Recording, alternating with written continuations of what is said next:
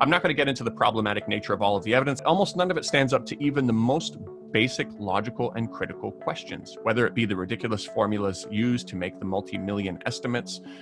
or the testimonies like that of Tursene, a supposed concentration camp survivor who was propped up in a major way by CNN and BBC recently, and is someone who's on the third version of her story, wildly deviating from the first, and whose passport renewal date was oddly the only thing blurred out by the CNN report, because it turns out it's a giant hole in the story that nobody's talking about. It would be odd enough if China would grant a passport to someone they're trying to genocide, but it would be even more odd that her passport was renewed during the time she said she was under arrest. But this obvious deceit and hole-filled narrative that doesn't remotely resemble honest journalism, we're expected to believe that a population in China that has been growing faster than the majority Han Chinese, where they have 20,000 mosques built for them, where their script is written on all the national currency, something we don't even do for our indigenous populations in Canada, where Uyghur kids can get into top universities easier than Han Chinese and have specific halal foods prepared for them in the canteen and prayer areas on campus. We're expected to believe that this population is being eradicated.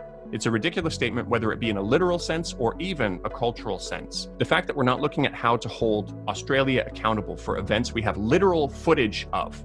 where the SAS soldiers, jumping out of a helicopter, shot an innocent farmer face down in his fields who was holding his prayer beads. And the fact that the US sanctioned not only the International Criminal Court members looking into US war crimes in Afghanistan, but also their family members. This isn't really about human rights and a care for overseas Muslims. And as for the Uyghurs, the specific measures being taken, such as sanctioning projects made in Xinjiang by saying it's made with slave labor without any actual evidence, well, ironically, it will take away the livelihood of those Uyghurs, and it's created an interesting situation where I now see foreign China watchers complaining that Uyghurs need to travel out of province in order to find work, which is a kind of cultural genocide, they say, without any sense of irony that the West is compounding this problem. Along with a campaign to shame international companies operating in Xinjiang, fearing them out of hiring Uyghur staff due to the unfounded claims of forced labor they might receive,